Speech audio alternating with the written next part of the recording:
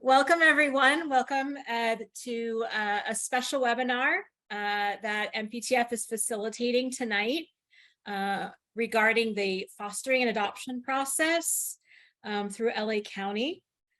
This request, we at MPTF, our goal is always to be responsive to the requests of our community. And this request was born out of conversation with some of our union folk at TAG, at the Animation Guild, Local 839. They asked if we had any resources for people that were that wanted to consider fostering and adoption. So that's where this request came from. And we are so incredibly privileged and fortunate to have three amazing women to discuss this with us tonight. My colleague Jennifer George, who is the Director of Home and Community-Based Services, was the one to reach out to them and gather this incredible team together. So I'm going to toss it over to Jennifer to do the introductions for our panel. Good evening, everyone. Thank you for being with us. I have the great privilege of introducing these three women who have really dedicated their career to children and families. So it really is a privilege. Thank you for being here with us today and taking us through this process. Sari Grant has been working with Los Angeles County Department of Children and Family Services for over 30 years. She's currently the Children's Service Administrator 3 and oversees a variety of programs, including the Matching Coordination Unit. The social workers in that unit are responsible for creating opportunities for children and youth to be matched with prospective adoptive parents. And we're very fortunate to have her here today. Welcome, Sari. Edwina Lewis has worked with the Los Angeles County Department of Children and Family Services for over 37 years. In services to children and families, she's worked in a variety of capacities, including the Adoptions Division, being the director for One Church, One Child of Los Angeles, working as a supervisor for the Placement and Recruitment Unit, and currently she serves as a supervisor for the Outreach and Recruitment Unit. Her many years in recruitment has given her a passion for educating and working collaboratively with the community to identify resource parents in Los Angeles County. So as you can see, we have another expert here with us today. And Cedra Robinson, we're just delighted to have you. Thank you so much. You've been working for the Department of Children and Family Services for 25 years. And during that time, you've worked in adoptions and placement and recruitment, and is currently working in Outreach and Recruitment Unit. You too have a passion for assisting children and families and educating community members on the needs for resource families and support through recruitment events and presentations. You're also a part-time lecturer at California State University at Los Angeles, where you're paying it forward to a future generation of social workers. So thank you so much for that. And I have the great privilege of handing it over to you. Thank you for being here.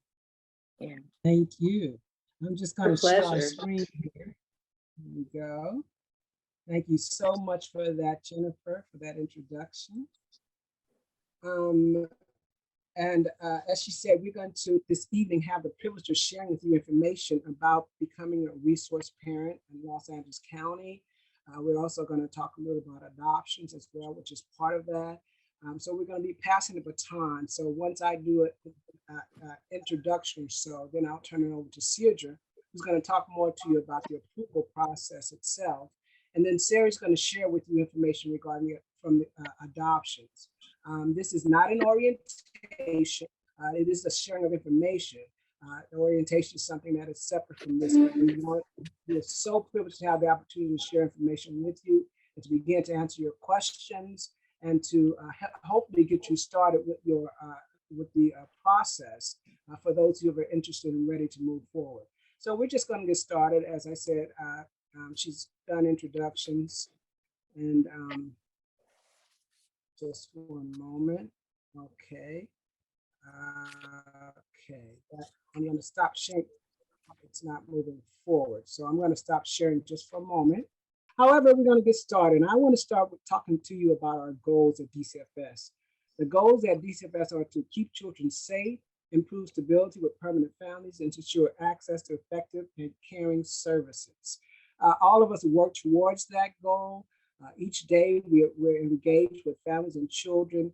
And as a child welfare agency, the safety of children is prominent for us. And we work very collaboratively with the community to ensure that. So those are our goals. And without working with the community, we would not be able to achieve our goals. Specifically, outreach and recruitment, we have a charge. Our unit plays an important role in fulfilling the roles of the goals of the department, especially as it pertains to identifying resource parents and increasing capacity for placement in Los Angeles County. So we're part of achieving the departmental goals. Our team is comprised of, as you can see from our introduction, seasoned and experienced managers and social workers and support staff. We work with all levels of DCFS. We work with faith-based community. We work with community partners and leaders. And we really, one of the things we really want to do is to establish long-term relationships and partnerships with community organizations and leaders and members of the community to help spread the word, to educate and to let people know about the need that our children have for permanency as well, and the need for resource parents to ensure that there's sustainability with children who are in our system and they have to be moved or come into our system, that they can stay in their communities. And we've identified resource parents that will allow them to stay in their schools, allow them to stay at their place of service, their churches, wherever, and the friends and families they've established in the community. It's important that we have that type of sustainability for our children. So it's really partnerships that we try to foster and to develop in terms of developing a network to get this work done. So without the community and without people expressing their interests as you have today, it would be a difficult job for us to do, because we can't do it alone. We don't work in a vacuum, and DCFS needs the community to meet our departmental goals and meet the needs of children and families. So that's just kind of introduction to our outreach and recruitment unit and our team. I'm going to turn it over to Cedra now, who's going to talk to you about some of the tasks we do, what we do in order to achieve those goals, and the work that we do in outreach and recruitment. So Cedra, I'm going to pass the baton to you, okay? Well, thank you very much, Edwina. Good evening, everyone. My role in the department, I am a recruiter with the Outreach and Recruitment team. And part of our tasks and duties are special events. Here we see that we have spa assignments, in-person orientations throughout LA County. We have informational tables. We do promotional work with LA Heart Gallery, and Sarah will talk more about that when she's speaking to you about adoption. We also work, as Edwina talked about, the community and do church presentations, as well as work closely with our communities and also our faith-based partners as well. And so as I was talking about our special events, next slide, we have recruitment events that are what I like to talk about, think of as informational events. And for example, the Recruitment Expos is a wonderful community event where we invite community members and leaders, folks that are partners with us, like our foster family agencies, as well as our faith-based partners. And we also invite resource parents and those children that are in out-of-home care as well. They create what we call a panel. So during these recruitment expos, there's a great opportunity for folks to learn about what it is to be a resource parent, as well as hearing some of those testimonies from young people who are living in out-of-home care. And so it's a great, powerful event for our community members to see what the need is and what is expected of them. Also, the same with our fostering home events. We partner with our foster family agencies.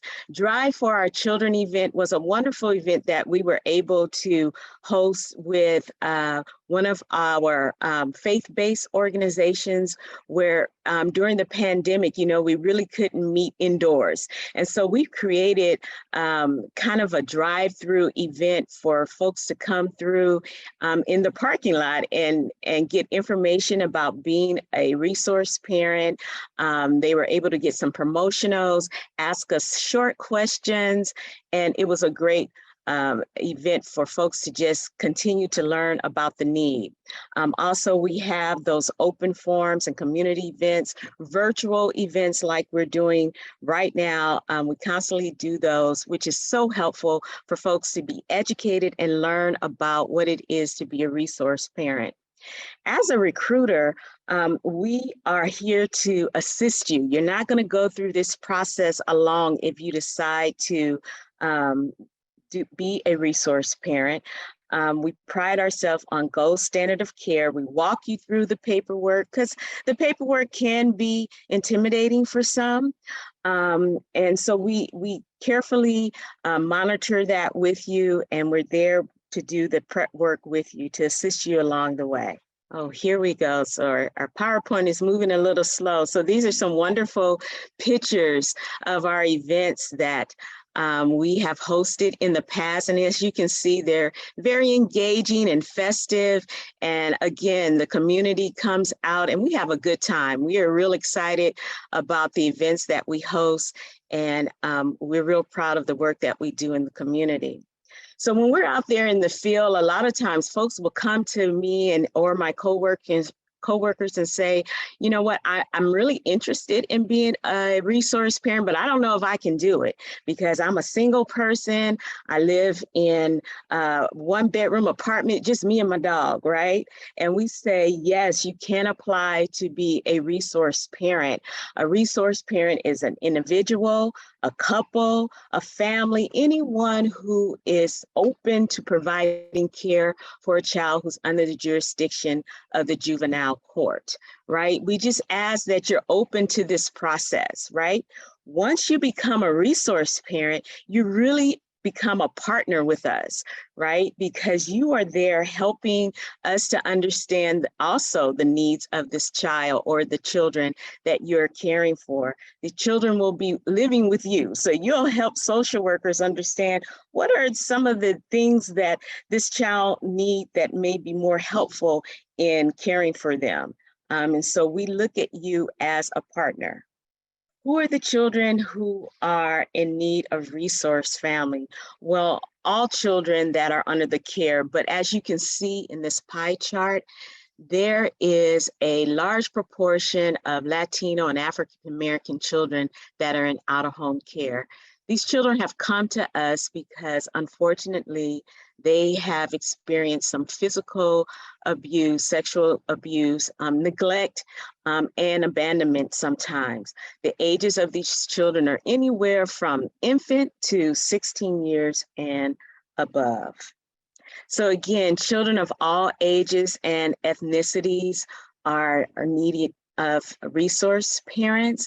Our young adults, those children between 18 and 21 years of age need that additional support. These young people are transitioning out of the system, and so they need that support of resource parents to help them through those early adulthood transitions. Also, there are children with medical, emotional, and educational challenges that need your support as well. We have teens and pregnant teens that also need resource parents to guide them into this new ideal, this new role of being parent. And also our LGBTQ+ youth are also in need of resource parents. And so we have children from all walks of life, all ages, all ethnicities, all orientations, if you will. Resource parents caring for our children will receive a reimbursement. And I like to say that we call it reimbursement because many of you probably are parents and you understand that you have to sometimes spend money out your pocket. And so that we ask that you take care of our children to the best of your ability, but you're also afforded reimbursement to help with the care of the children. And if you're open to caring for children with special needs, then there is also a higher rate of pay for those children's care as well. So you might wonder, how do these children come to be in the care of the Department of Children and Family Services? So there is a process. There is a referral that comes through our child protection hotline. And usually this is a suspicion of abuse or neglect. That referral goes to what we call our emergency response social worker.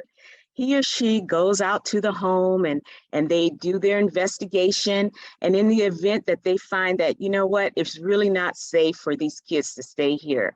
So at that time, we really want to look for family members or a close family member that we can place the children with. Because as Edwina said earlier, our goal is really to try to keep the family together. But sometimes it can't happen right away. And so that's when we will look to our resource parents to care for the children while we're still looking for families to place. Okay, so the requirements to becoming a resource parent. You have to be at least 18 years of age and live in LA County. You don't have to make a certain amount of money. Just as long as you can take care of yourself, that is perfectly fine.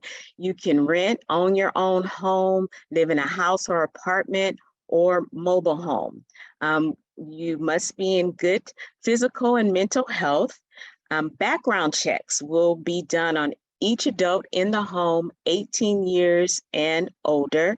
And we even will request that if there's individuals 18 and older that frequent the home, we will request a background check for them as well. You must complete and submit an application. And I like to say, once you do that, that's kind of like your golden ticket to get this process started, right? And so once we get that application, it really gets you moving in the direction of getting approved as a resource parent. There is 12 hours of pre-approval training to become a resource parent and an additional 8 hours for placement. And the training right now is done virtually, right? The training is through our partners, the Community College Foundation. They hold training and they're very flexible with that 12 hours. They really realize that people work and they have lives. And so they really work with you in scheduling those training hours for you as well. CPR and first aid is also required, and that's to be completed within 90 days of approval.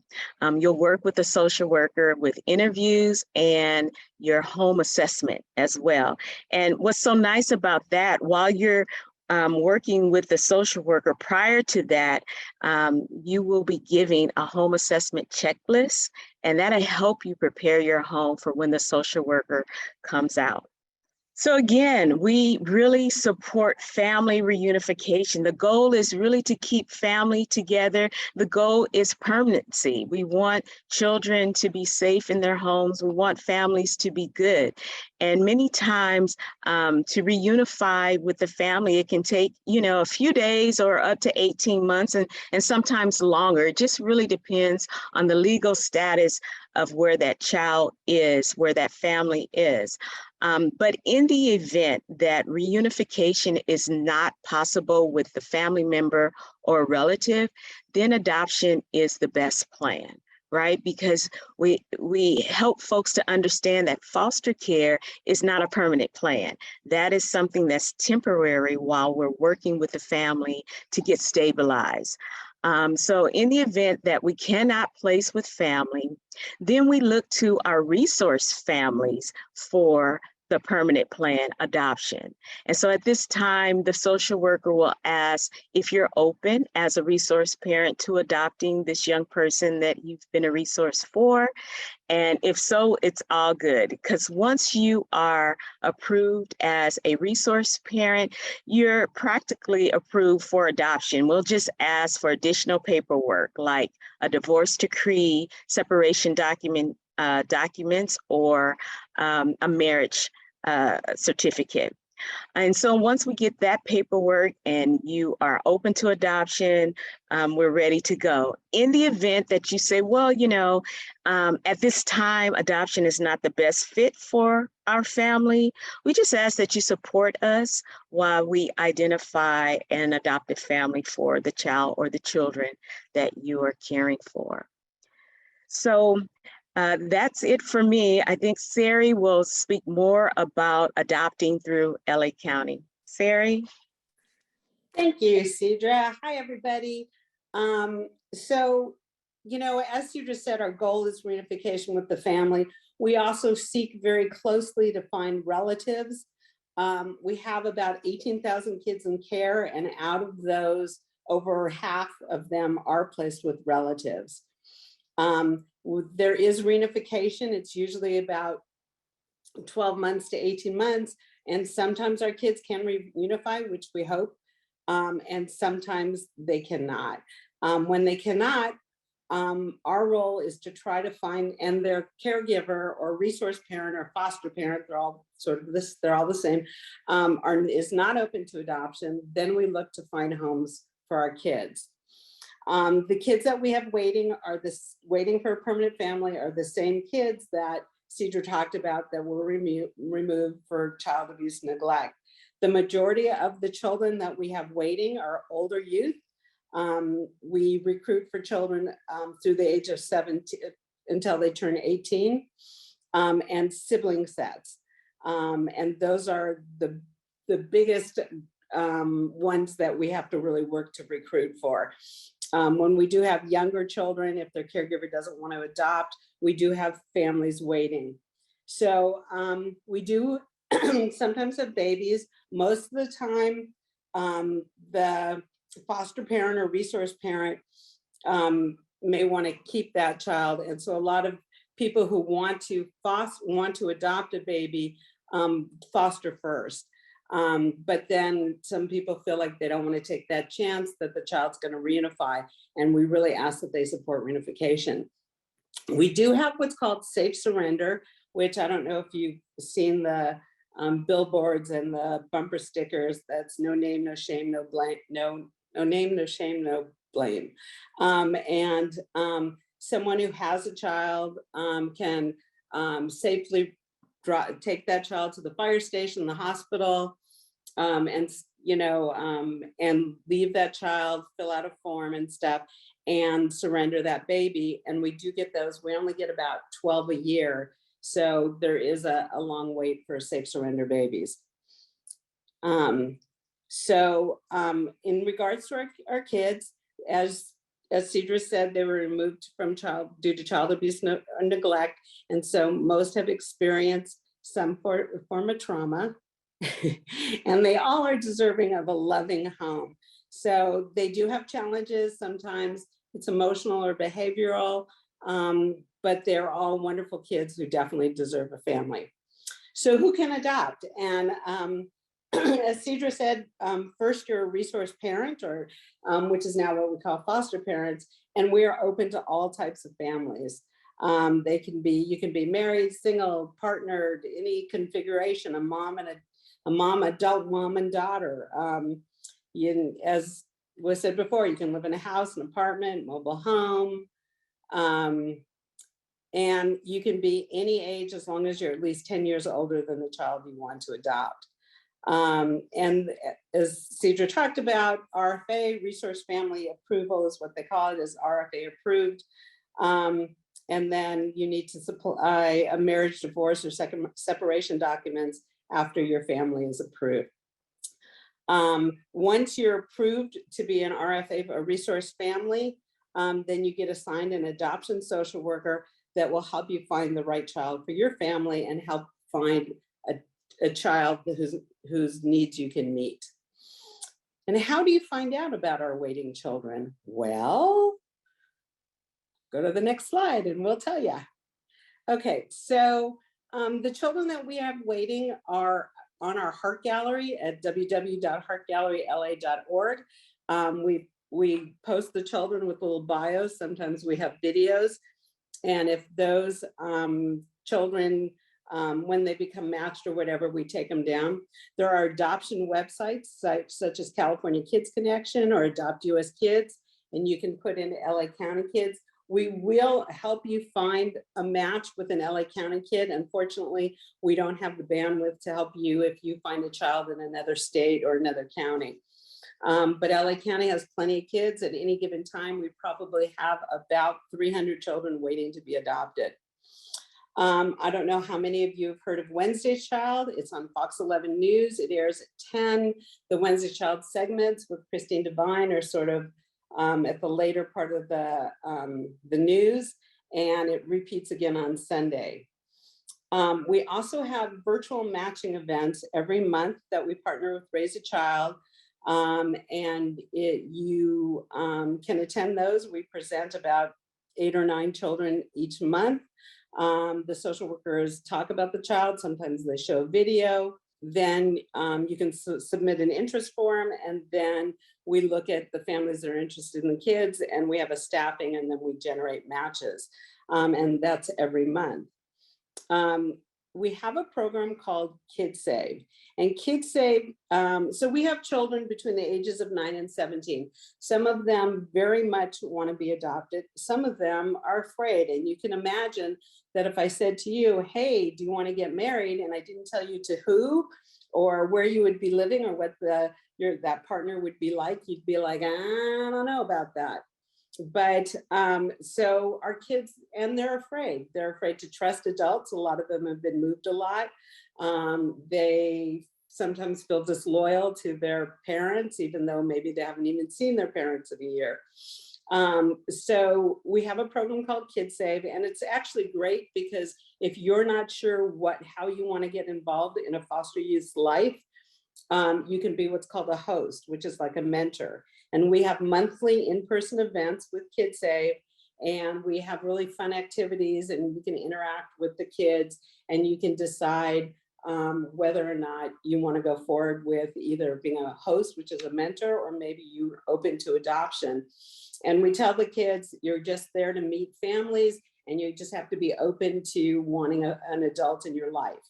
And so it's a very low pressure event for the youth and for the families. And at the end, we ask the kids, who did you meet that you'd like to get to know better? And we ask the adults, did you meet any kids you'd like to get to know better? So it's a very low stress for our older kids that are very aware of the fact that, if we had an adoption event, they would feel like, oh, people are checking me out and I'm too old and they don't want me.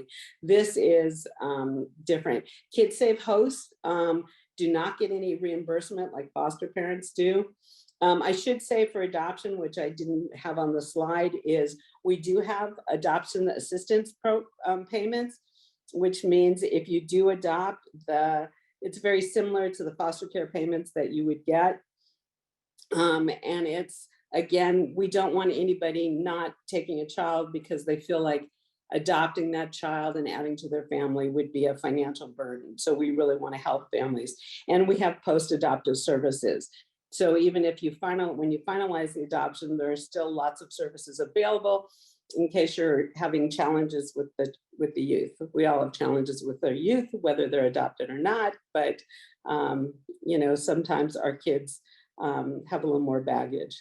What I want to do right now is talk to you. Some of you might be online with us tonight, and you might not be ready to move forward. We would hope those who have interest, we could be helpful and an aid to you in moving forward with your interest. But for those you might be asking, how can you help? And so with our outreach and recruitment team, we have members like Sergio, who is one of our recruiters. We have wonderful staff, social workers who can meet with you and share the vision. We can talk about the need, help your organization or your team understand the need for resource parents in Los Angeles County. and to learn more about the RFA process. Sometimes it's just about getting information so that you can make an informed decision. And so our outreach to the community is so important because what so many people are not aware of the need, and so many people are not aware of the process. There's so many myths out there about the process. And so by our outreach and reaching out to you and working with you, we can help dispel some of the myths, and we can help begin to answer your questions so that you can make an informed decision of whether or not you're ready to move forward with your interests. You can help us spread the word. Say you may decide you're not ready at this time, but you can disseminate literature via your social media, your news lines, your bulletins, etc. Allow our team to do a presentation to your organization as we're doing tonight. This is a wonderful example of how it works in terms of collaboration, in terms of outreach, and just partnering with community organizations and faith-based organizations to help spread the word. Host a recruitment expo, as Cedra spoke of, open forums, virtual information meetings. Invite us to host an information table at one of your events that you're having. You might be having something at your event where we can just send one of our staff members and just have a table there to disseminate literature and to answer questions of people who walk by. That could be very impactful. So those information tables for something that you already have scheduled is very beneficial to us. Provide space or location for our in-person orientations. Cedra mentioned our online orientation, but the pandemic, prior to the pandemic, we were doing in-person orientations. We're going to, at some point, revisit that and begin to do that again on some level. And so we had partnered with members of the community to use their facilities so that it's local for families and they don't have to go long or far out in distances for the orientations to make it more convenient. So we partner with organizations and community people in the community and churches and so on to make those orientations more local and more convenient for those who participate. So help us network, share our outreach and recruitment efforts with others. Talk about adoption, talk about becoming a resource parent. Tell them you have a contact that we're going to leave with you, of course, tonight, if they're interested. Sometimes it's just about having a conversation. So that helps us in terms of networking and spreading the word. Refer interested parties, organizations, as I said, to one of our recruiters. And Cedra is going to be the contact for this particular information meeting. So if anybody, her number is here available for you. If anybody you know is interested, or you have questions beyond this meeting, you can contact her. She's a recruiter for SPA 6. Each of our recruiters have designated spas and areas that they work and concentrate and focus on. And Cedra works at SPA 6 and so on. But she's also just our faith-based liaison. So she's just a wealth of information, so she can be a contact for this session as well. You can also contact us if you have general questions at our 888 number. Here it's located 8 a.m. to 5 p.m. And then we also have a website that if you go on the website, it'll get you started with the paperwork and the application and get you set up and you can move you towards the online orientation that we're doing right now. So the first step would be to go on that website and upload the necessary documents and so on.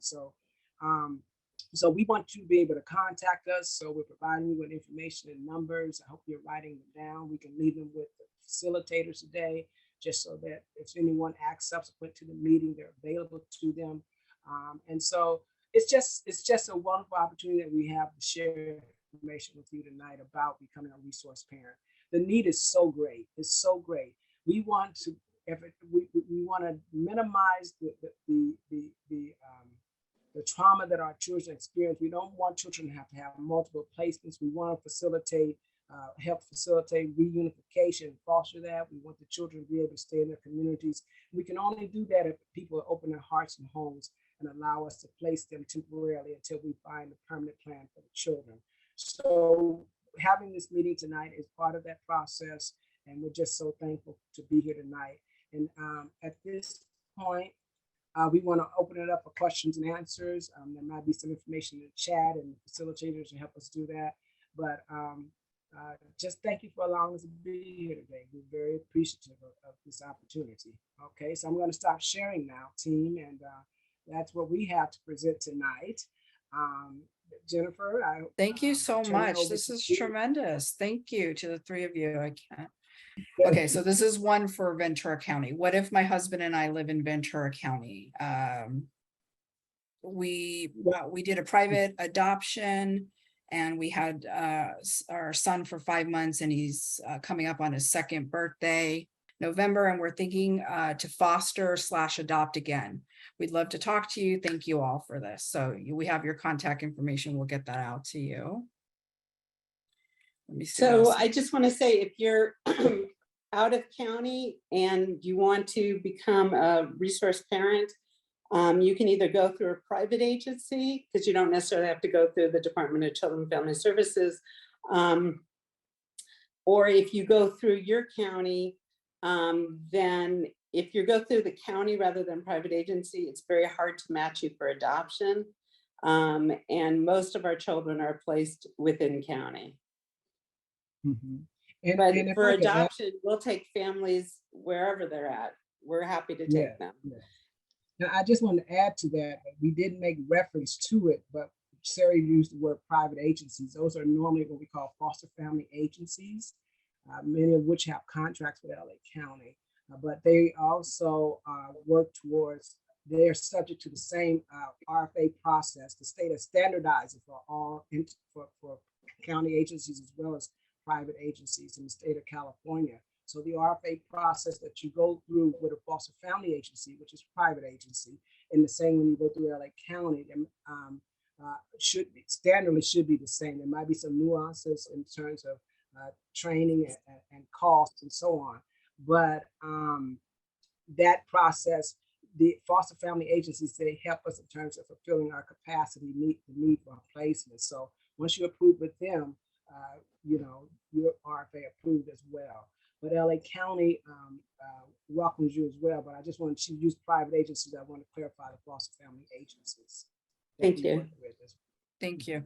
Three questions in one here. So first part of it is, what is the square footage required for the house or apartment? I guess if you're going to foster, and I think you said there is no requirement.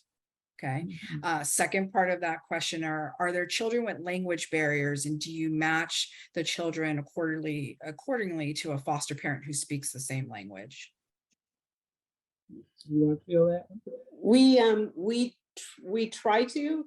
So if a child is, let's say, monolingual Spanish, we do try to find a family that's Spanish speaking at foster placement, and we do our best in that. The older, sometimes children, when they're very young, they can really adapt pretty well to picking up that language. If they're older, we do try to, find a family that can meet their language and cultural needs. Okay. And I was going to add to that. I'll give you an example. My son was adopted. His first language was Spanish because he was from 0 to 3. He was in Latino homes. And so he had to adapt to English, So what Sherry said, we do our best, but we consider the needs of the child and the needs of the family and try to do the best matches that we can. But language barriers can be something that has to be considered just in terms of the overall development of the child and so on. So. Thank you.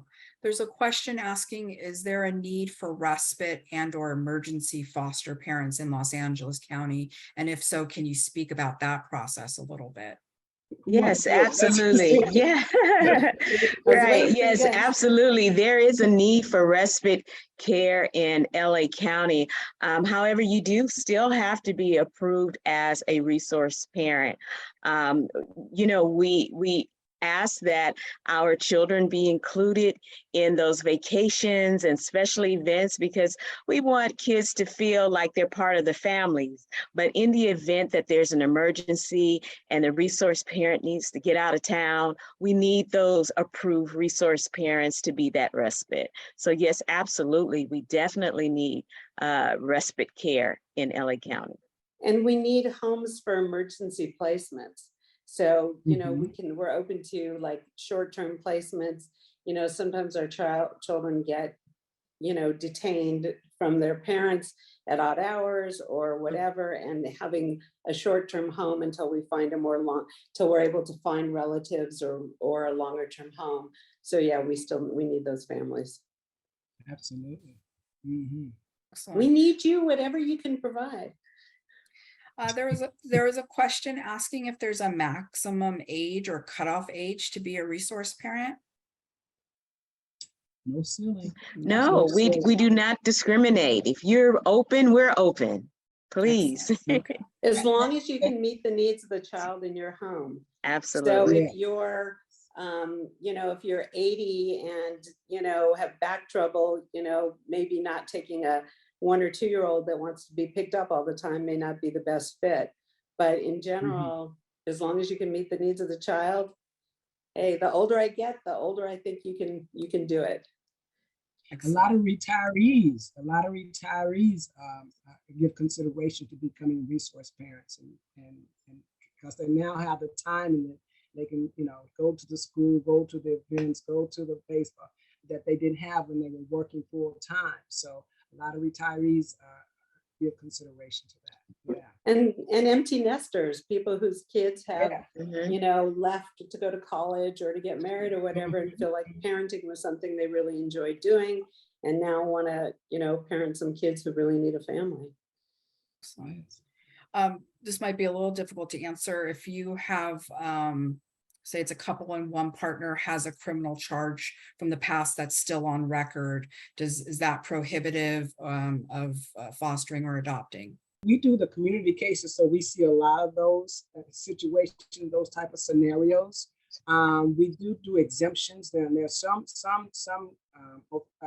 convictions or charges that cannot be not exemptable, and we give the families that orientation a list of charges or convictions that cannot be exempted, particularly if it involves child endangerment or anything of that nature. But overall, we have a unit that works on after we live scan you. We have a unit that works on exemptions with our teams to see if we can get through deal with whatever the charge is or whatever, we can move you forward with the process. We deal with exemptions every day, so they do happen. And even with the other adults as well on your application who have to do live scans. Sometimes it may not be you as the applicants, but sometimes the other adults that who are going to be frequently their home and visiting, involved and engaged in the life of the child. Sometimes they have charges or convictions that we have to deal with, and we have to exempt in order for you to move your application to move forward. I just want to say live scan is electronic fingerprints, just in case people didn't know what that was. And also, we know a lot of people have had challenging times in their earlier years, and we don't want to hold that against them. And sometimes they're really great for our kids because they understand when our kids get in a little bit of trouble, they remember when they did. So it depends, but I would not move forward unless it's really a crime against children or whatever. Exactly. Next question for you all. My husband and I are already FFA certified. We want to switch to RFA. Will the process be easier to switch? Do you want me to talk about portability? Yes. Okay. Yes, absolutely. Okay. So you can switch from you can switch from your foster family agency to DCFS. You can call and they'll tell you the process. It's not fast particularly. You might want to it might help to know why you want to make that switch. We're happy to take you. You don't have to go through the training again, but we call it porting over, but it's not a particularly fast process. Will the fact that one person in a marriage who travels a lot for work factor into the consideration as a resource family for fostering a teen or a transitional person? I think, we have to assess every family and see how they can meet the needs of the child. If that one member travels and the other one's home and can meet the needs of the child, that's fine. They both would have to be approved, and we wouldn't want that other person not to be a part of the family, but we're not going to penalize someone who needs to travel, and for work. Yeah, I think the concept of family has changed in so many ways. We have so many different scenarios that come in, particularly for community families. We have it where the wife is the primary applicant and then the husband is the other adult in the home. So he's not, but he has to be live scanned, but he's not required to do all the other things with the application, but he is on the application as another adult. Just because, just depending upon what the dynamics of the family are. So the scenarios vary, I think, and Sari said it quite correctly. It just varies with each individual family. We look at it case by case. There's a two-part question. One is, do you need any particular certification if you want to foster or adopt a special needs child? And the second part of that question is, do the resource parents get to meet the kids before making a decision? So for fostering, usually not. They'll usually get a call and say, this is the child we have, these are the needs the child has. Are you open to taking the child? It's usually a pretty emergent kind of situation. For adoption, absolutely, it's a very different process.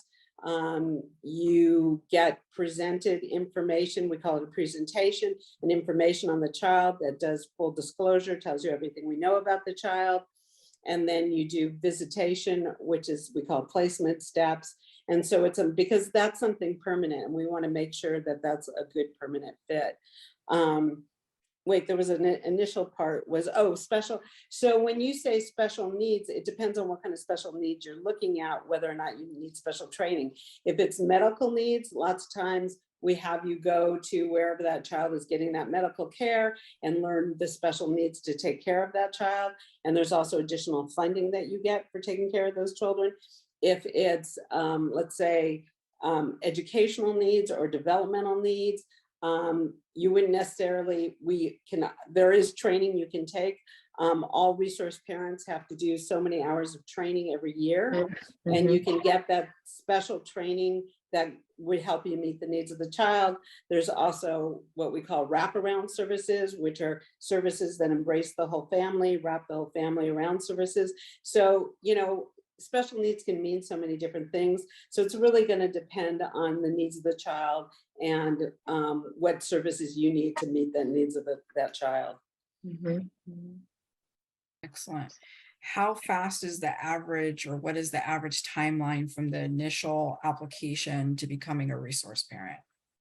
You got that, Sue. Yeah, I think that really depends. Folks always like to ask, how fast can I become a resource parent? Well, it really depends. Each case is very, very different, right? And so we look at this big window of 90 days, right? But like we've been talking about, if there's a criminal exemption that may be needed, if there's some correction in the home that we might need to work on, it just really depends. But we really look at 90 days or shorter. I've had folks that have completed their paperwork within 2 weeks, and we keep them moving. So it just really depends. Each case is different, but we're there to help you along the way. So we just encourage you to get started. Excellent. There's a question, does each child need to have their own bedroom, or can siblings share a bedroom in a foster home? They don't need to have their own bedroom. They can share with kids that are already living in the home. They can share with another foster child. They do, children of the same gender wouldn't need to share a room, can share a room. So no, they don't have to have their own room. Each child just needs their own bed. That's for sure. Yeah. There's a question, and I think you'll be able to extract what they're asking, but there's an ask if there's any recommendation if there's already small children like toddlers in the home, I guess, for the transition of bringing another child into the home. Are there any supportive services or recommendations that you all give as that transition is happening. Is this for foster care or adoption? It's not specified. So for foster care, as we said, there really isn't a lot of visitation and prep and all that kind of stuff. For adoption, yes, we would look at that. Some of our kids, we say wouldn't do well with younger kids. Some of them say, oh, they'd be great with younger kids. You know, again, so much of this is child specific and family specific. You know, what can we do to transition that child so that they're comfortable and your kids are comfortable, versus, is this a good fit? You know, sometimes if it's adoption, we sometimes look at birth order. Is this going to be hard on your kids? If you have a child who's the oldest and then they're no longer the oldest, how is that gonna be for your family? And so we work with every family individually to see what's going to fit for you and what's going to fit for that child. Excellent. Next question. Do you provide resources for foster kids after they've been placed, like access to therapy and other supportive services? Oh, yes. Yes. We have, yes, and all our children receive Medi-Cal. We have tons of services for our kids. As I talked about, we have wraparound, which are in-home services that will be therapy and behavior issues or whatever that, really wrap those services if the child needs that. We have a wealth of services to support the family and the child. Yes. And educational, we have educational consultants and, and you have social workers. You have a social worker. If you're fostering, you have a social worker that works with you specifically. And then the kids also have their social workers. So we're all there to try to, make this work. I know you addressed this in the presentation, but this participant's asking for confirmation. They're saying, I think I heard this right, that it's okay to be single and have only a 1-bedroom apartment if you're thinking about adopting. A 1-bedroom, well, you can't share a room with the child. So Under 2. Under 2. yeah, that you can't under 2, but then the expectation is when the child turns 3, the child would need not to be sleeping with the adult. Here's a long one. You have a lot of thank yous in the chat, by the way. So a lot of many thank yous. So well, thank you all for your interest. Yes. Yes. Here's the question. Do the kids live in a group home while they're not yet in a foster home? Is there a group facility or school for the younger kids? And I'm wondering if there are opportunities to volunteer or help at facilities that are helping kids or wherever the kids may be placed. So we try whenever possible to place our kids on what's called the least restrictive level of care. So what we see is the least restrictive is keeping them at home safe with their families. If not, we try to place them with relatives or someone who knows them, like a coach or whatever. If we can't, then we place them in a foster home. If their needs are too great for a foster home, we try to place them in short-term residential placements. And those can be the larger facilities that you're probably thinking of. If you want to volunteer at one of those, we could give you names of some of them, but that's not something we would really be working with. A lot of them have like special friend programs that they can be involved in. Thank you. But if you really want to get engaged and volunteer, we also have through the department a volunteer coordinator, and you go through training and live scan and so on. And then when events and things come up, they contact you and invite you, extend an invitation for you to be a part of that as a volunteer. So we do have a volunteer coordinator who works with community members who have an interest in helping us in our endeavors and so on. So, I want to be respectful. I know we only have 1 minute left. I'm going to try to squeeze one in that's in parallel to what you just answered. There's some questions about if there's an opportunity to donate holiday gifts for the children. Oh, yes, there Oh, yeah. is. Yes, Um, absolutely. We like gifts. Absolutely. But I Yes. don't know the best place to refer them for that. Well, Do you see? Yeah, I know that the regional offices do Yes. specific drives, and they each have a resource coordinator that usually facilitates that. So if you get in contact with your local, the closest DCFS office to you, and actually speak to the resource coordinator, they're usually ones who facilitate the drives and so on for the various offices. But yeah, I know the Torrance office has a big drive and toy drive and everything. So, and adoptions, Sherry, I know they used to. I'm not sure how they facilitate it now. But It I goes know- by office. yeah, But there are 18 regional offices throughout LA County, so there's definitely one near you. One near you. That's true. Yeah. One And out, they, they will receive your tricycle, whatever you got to give. Okay. usually there's a huge box in the reception area that, you know, people drop off toys for all ages, all genders. And so, yes, check your office that is local to you. We're ready to receive your gifts. Absolutely. And if And the you gift- through MPTF want to set up a thing or whatever, then in a certain location, I'm sure one We of the actually regional. have one in our HR department, so I'm sure we could coordinate with anyone that's on this call that if, you know, with our HR department, if we wanted to be a drop stop for someone, we could certainly figure that out, I'm sure. Nice. And what I love about the giving that happens during the holiday season is that everyone is always so generous. But you know, our children have birthdays, special events that the offices want to be able to give a child, you know, a special gift. Those gifts that don't get used for Christmas or that come in afterwards.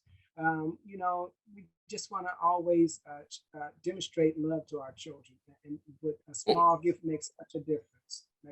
Absolutely. Some of our resource homes, our foster homes have limited income to be able to help, you know, really give the children the Christmas that, you know, we'd like to see them have. So we're very grateful for all sorts of Christmas presents.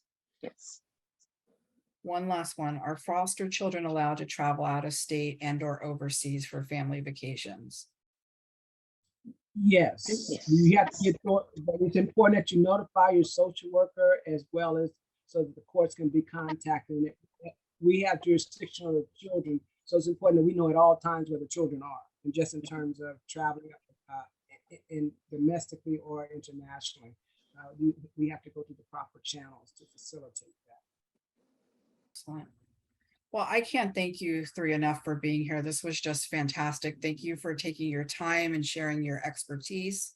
Again, on behalf of everyone here at MPTF, I just want to thank you for making this happen tonight. We will definitely share your PowerPoint and contact information with all the folks on our call today. And we hope that we generate some interest and we can help some of the children out there. But thank you all for everything you do each and every day. Thank you so much. Thank for you. having us. Thank you. Thank Very you. nice.